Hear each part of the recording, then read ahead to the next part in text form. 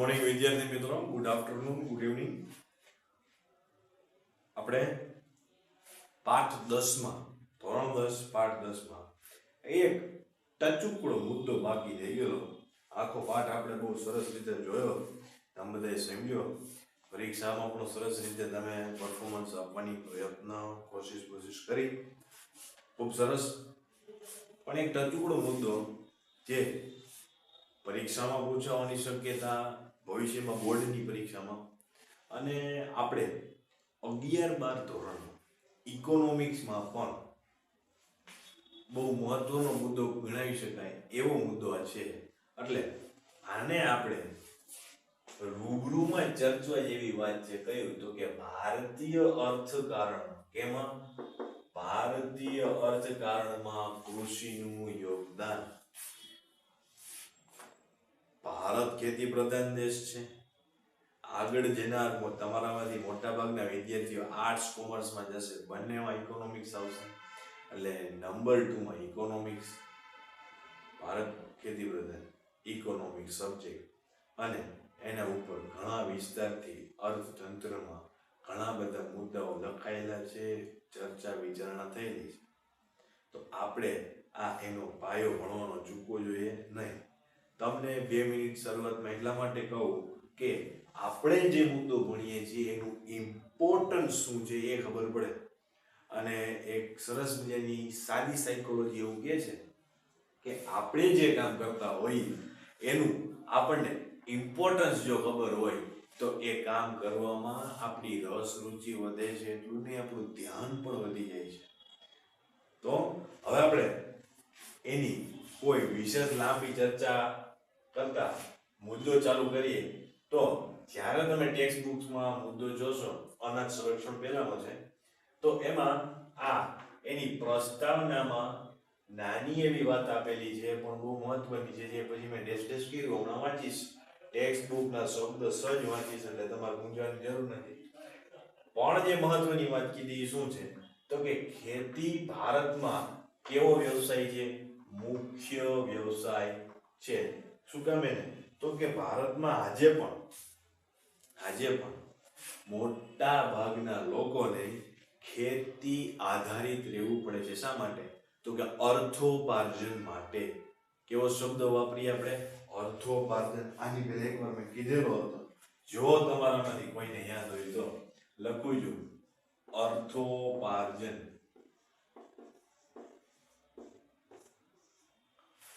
શું છે? અર્થોપાર્જન કમાવવા માટે. બીજું શું? હવે આપણી કાઠી કમાસ બમાસ કેટલું બતાઈ, કમાવા માટેની જે એક સાધન કે ગમે તે એની પાસે સોર્સ કે ગમે તે કેવું હોય કમાવા માટે, એ સૌથી જાજા ભારતમાં મેજોરિટી પીપલ્સ પાસે શું છે?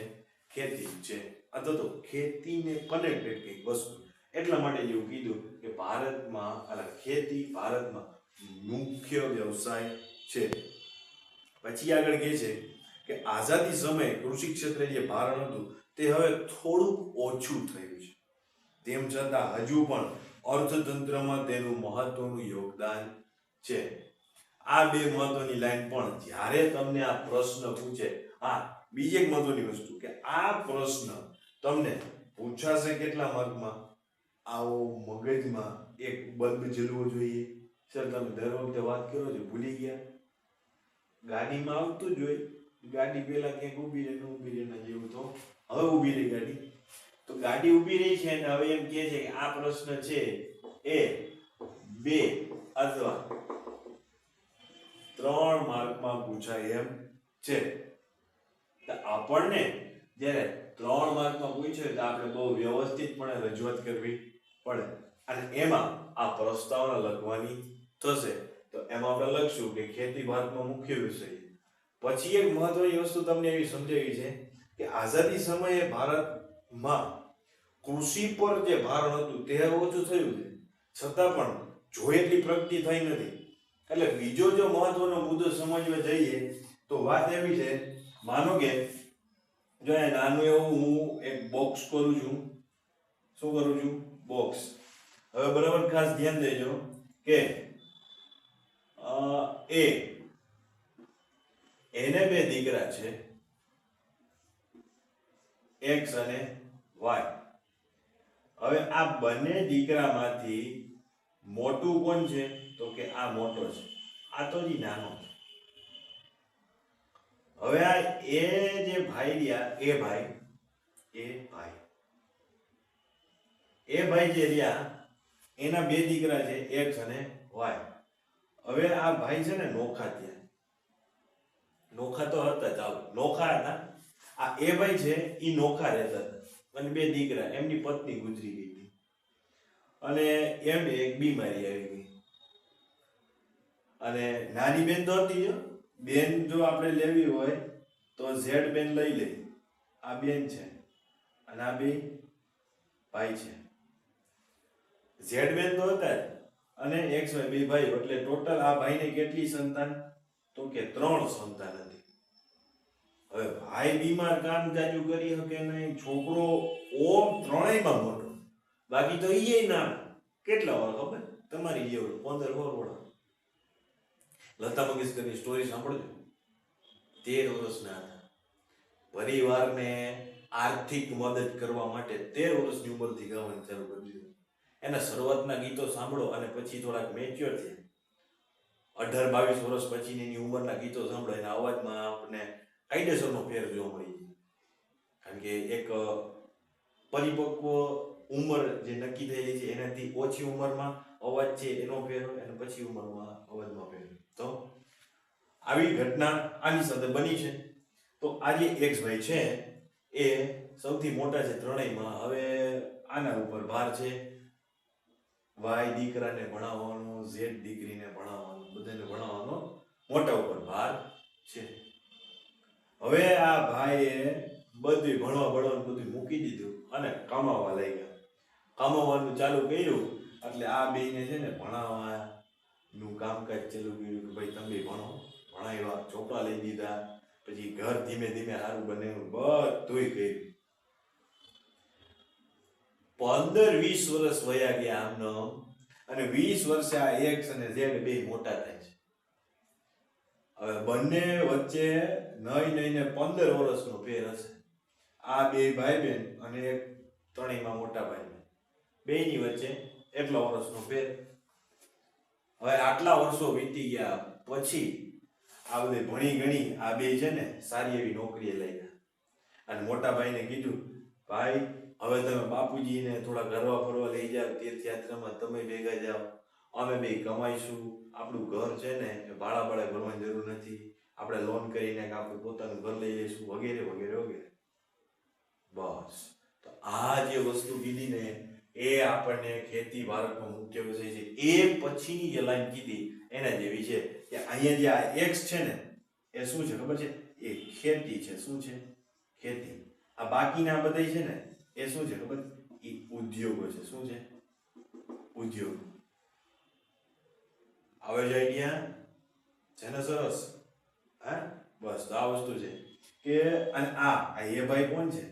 એ આપણો દેશ છે, આપણા દેશની વાત છે કે ભારત દેશમાં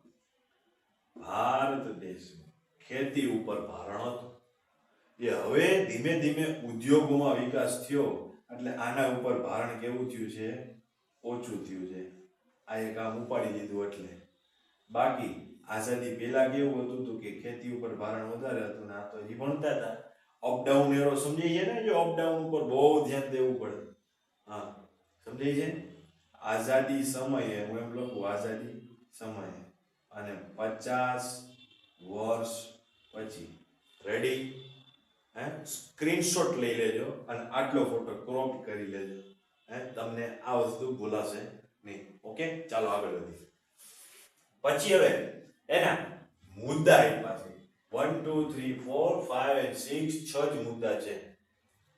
મૂળ જવાબમાં 6 મુદ્દા છે. મૂળ જવાબમાં એકાદ બે મુદ્દા એવા છે કે તમે એમ ન અત્યારે સમજાવ્યા વગર મંદિરમાંથી ઉઠાડીને પૂછું તોય તમે લખી શકવાના. તો આજે છેલ્લો છે અહીંથી શરૂઆત કરી. અડધો અડધ લોકોને ખેતી છે રોજગારી પૂરી પાડે છે. ભારતીય અર્થકારણમાં કૃષિનું યોગદાન શું છે એવું પૂછે છે ત્યારે આપણે સીધી અહીંથી જ શરૂઆત કરવાની. ભાઈ અડધો અડધ લોકોને ઈ જ રોજગારી પૂરી પાડે. જો ખેતી ન હોય ને તો આપણા અર્થકારણમાં ગાબડું પડી જાય, અને ગાબડું પડી ને એટલે ભારતનો જે આંકડો છે કે ભાઈ આ પૈસાદાર દેશ તો ખરો અને એ પોતાના બળ ઉપર આ કરી શકે ને ઓલું કરી શકે, પૈસા ન હોય તો કાંઈ ન થાય, બરાબર. તો સીધું એમાં રેન્ક નીચે આવી ગઈ. એટલે આજે પણ કૃષિ છે એ લોકોને સાચવીને બેઠી છે. શેમાં? તો કે રોજગારીમાં, જે બહુ મહત્વની વાત કહેવાય ને, પૂંજડી કરવી છું. વોટ્સઅપમાં આજુબાજુ પૂંજડી કરી એટલે આ ઘાટું થઈ ગયું. હા, તો અડધો લોકોને રોજગારી પૂરી પાડે. બીજું, કૃષિ દેશના કુલ ઘરેલું પેદાશનો લગભગ 17% હિસ્સો ધરાવે છે. So now the first is, what is કુલ ઘરેલું પેદાશ? કુલ ઘરેલું પેદાશ એ શું છે? એવો પ્રશ્ન થવો જોઈએ. તો તમને થયો એવો પ્રશ્ન તો આપણે 15મા પાઠમાં બધું ભણ્યા. ભાગાકાર વાળી જે શરૂઆતમાં જ વાત હતી આ બધી જોઈ હતી. તો એ તમારે જો યાદ હોય તો well and good, very good. પણ સેજ ડાઉન થઈ ગયું છે, બલ્બ લો થઈ ગયો છે, બેટરી ડાઉન થઈ ગઈ છે પાઠની, તો 15મા પાઠમાં ટેકડો માર લેજો. ઓકે, એટલે જ કહેતો હોય ગામનું જ છે. હા, અત્યારે હું તમને માત્ર એનું અંગ્રેજી કહેવાનું શું છે? Gross domestic product. એન્ડ ટૂંકમાં એને કહે છે જીડીપી, ગ્રોસ ડોમેસ્ટિક પ્રોડક્ટ. કુલ ઘરેલું પેદાશનો 17% હિસ્સો ધરાવે છે, જેટલો હજી સુધી કોઈ ધરાવતું નથી. બીજી વાત કે અહીંયા તમારે કુલ ઘરેલું પેદાશની બદલે જીડીપી લખવું હોય તો પણ લખી શકો. આગળ વધીએ. ભારતની મહત્વની કૃષિ પેદાશો, પછી અમે ચોખા કરી અને ટેસ્ટેસ. મારે જગ્યા નાની ને, તમારે મારે મોટે ચોપડા નથી, આવડું બોટ છે. હા, અને એમાં તમને થોડીક નવીન લાગતું હશે. તો હા, ચોખા પેદાશ કીધી, પાક નથી કીધા, એટલે શું હશે? ચોખા. નકર શું આવે? યસ યસ બોલો, વેરી ગુડ. ડાંગર બોલ્યા તમે, એનું મને. તો કુલ ઘરેલું પેદાશ, સોરી, મહત્વની કૃષિ પેદાશ ચોખા, ઘઉં, તેલીબિયા, કપાસ, સણ, ચા, શેરડી, તમાકુ, બટાકા વગેરે છે. બટેટા, કારણ કે ખબર હોય ને તમારે એમાં બટેટા જ ભાવે છે. આમાંથી કોણ એમ કહેશે સામેથી મને છે મને કારેલાનું શાક બહુ ભાવે? ચાલો ખાતા જાઓ. હા, પેટમાં જીવાતું થઈ જાય ને, કૃમિ થઈ જાય ને એટલે જ થઈ જાય. હા, ઢગો થઈ ગયો તે હુતા હુતા લારું પડતું હોય. તું ટાબરીઓ છો? એ શું કામ થાય ખબર છે? એનું સાયન્ટિફિકલી રીઝન કહું. સાયન્ટિફિક રીઝન, પેટમાં કૃમિ હોય ને એટલે એવું થાય. પેટમાં કૃમિ ન હોય તો ન થાય. ને કૃમિ ક્યારે મને પેટમાં કળવાશ થાય ત્યારે. બાકી તો તમારે કોઈ પીવી નહીં તો ખાવાનું તો રાખો, શાકભાજી લીલોતરી સારી સારી ખાઓ. શિયાળો છે, કરેલા કોણ કહે છે મને સામેથી ભાવે? સામેથી કોણ કહેવાનું? જાઓ દે, વાત જ નથી કરી મારે. આગળ વધ્યું. બટાકા છે અને તેની નિકાસમાંથી વિદેશી મૂલ્યમાં પ્રાપ્ત થાય છે. જેટલી મહત્વની ભારતની કૃષિ પેદાશો કીધી, એની નિકાસમાંથી જો જ્યારે આપણે અર્થકારણ સમજતા હોય, બહુ મહત્વનું છે. ઇકોનોમિક્સ, નોબેલ પ્રાઇઝ જેવા વિશ્વના મહાનતમ પુરસ્કારો ઇકોનોમિક્સને સ્થાન આપવામાં આવ્યું છે. ઇકોનોમિક્સને. એટલે તમે એનું મહત્વ વિચારી શકો કે how importance this subject is. Economics A subject કેટલો મહત્વનો છે, અને જ્યારે એના કોઈ મુદ્દાની ચર્ચા થતી હોય તો આપણને રસ પડવો જ જોઈએ.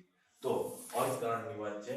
તો ઇકોનોમિક્સમાં આપણને જ્યારે નિકાસની વાત કરતા હોય તો હું હંમેશા કહીશ, અને ચોરસ કરું છું તમારી સામે, આયાત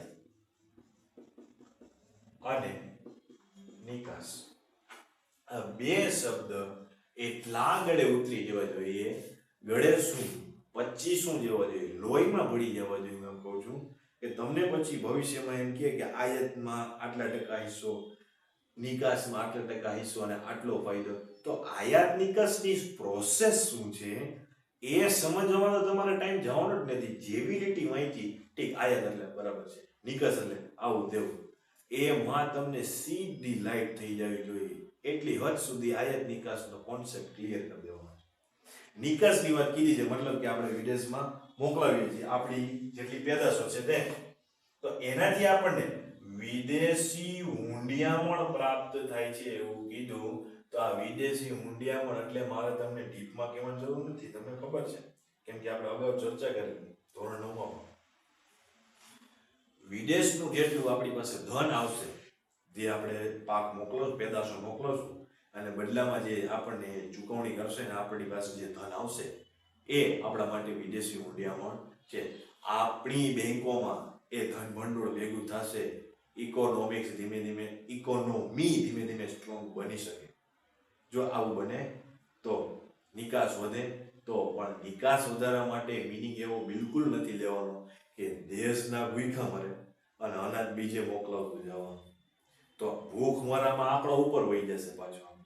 સૌથી સજાજો ભૂખ મરો તો કે ભારત, એટલે ભારત તો કૃષિ પ્રધાન દેશ હતો, ત્યાં ભૂખ મરો કેમ હોઈ શકે? પણ ભાઈ નિકાસ વધારી દીધી, ઘરનાને ખાવાનું આપે, એટલે ઘરના છોકરા ઘંટી જાતે અને બહારના રોટલો ખાય, એ કહેવત જેવું થાય. એના કરતા પહેલા આપણે આપણું જોવું પડે ને. તો બે રીતે આપણે ચાલવું પડે. એટલે આયાત નિકાસનો કોન્સેપ્ટની તમને હવે ક્લિયરન્સ મગજમાં હંમેશા રહેવી જોઈએ. અને નિકાસમાંથી વિદેશી હુંડિયામણ પ્રાપ્ત થાય છે એવી મહત્વની વાત કીધી. કઈ કઈ નિકાસમાંથી? તો કે મહત્વની કૃષિ પેદાશોમાંથી. પછી કે ખેત પેદાશોના ઉત્પાદનમાં વિશ્વભરમાં ભારતનો કેટલામો ક્રમ છે? બીજો ક્રમ છે. બીજો શા માટે? તો કે એને જેમ આપણે શરૂઆતમાં વાત કરી એમ આ જ મુદ્દામાં આની પહેલા કે દેશના લોકોને પૂરું પડવા નહીં ને, અને અહીંયા પેદાશોની વાત કરી છે. પેદાશો, પાકની પેદાશો નહીં ને, એમાં વાત કરી છે. હવે એક આ મુદ્દો ખાસ સમજી લેજો, બરાબર? બાકીના બહુ સહેલા લાગવાના છે. સુતરાઉ કાપડ, ખાંડ, કાગળ, તેલ વગેરે ઉદ્યોગો તથા ખાદ્ય સામગ્રીને લગતા પ્રસંસ્કરણ ઉદ્યોગ માટે કાચો માલ પણ ખેતીમાંથી મળે છે. બહુ સિમ્પલ રીતે સમજાવી દઉં. જો સુતરાઉ કાપડ છે એના માટે કાચો માલ, માનો કે મારે સુતરાઉ કાપડ બનાવવું, મારે એવું જોશે, કપાસ જોશે, બરાબર? અને ખેતીમાંથી મળશે.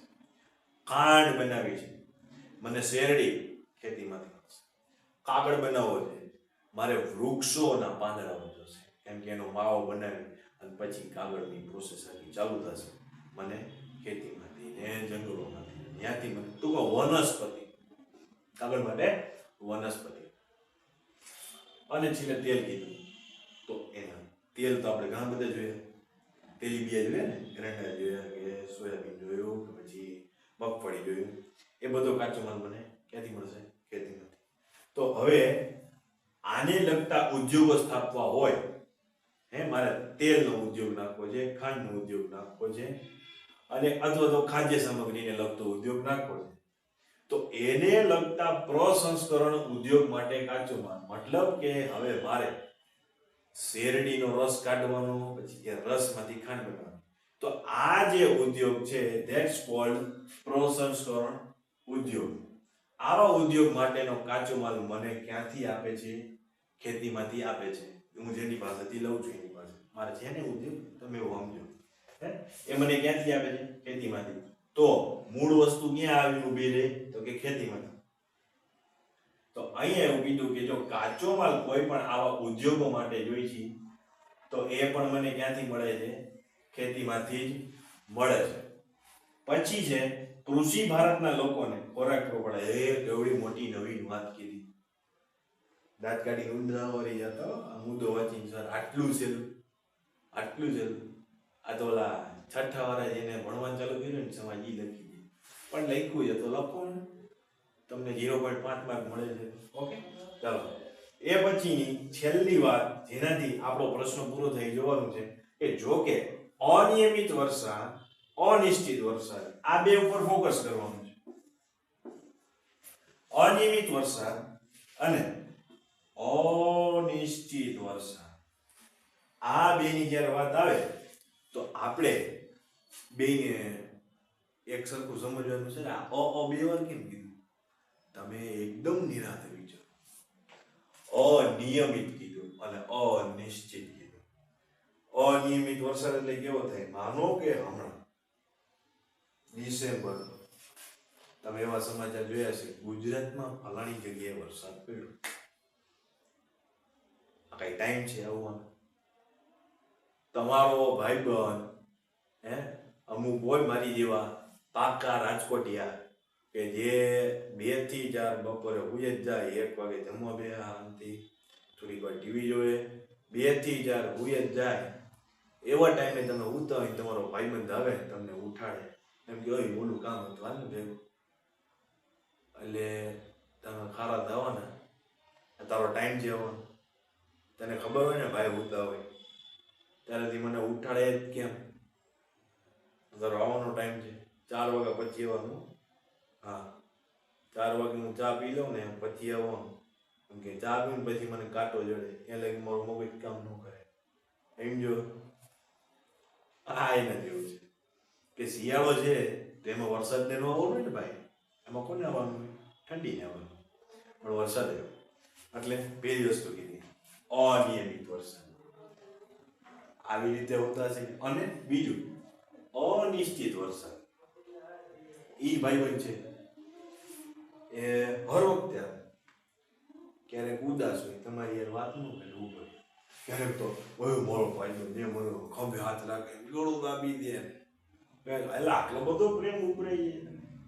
આવો બધો મિત્ર ભાવ આજે વળી, કાલે તો મને ગાળો દેતો હતો, આજે તો ભાઈ ભાઈ કરે છે. અનિશ્ચિત. તો વરસાદ કેવો છે? તો કે અનિશ્ચિત છે. કેવો?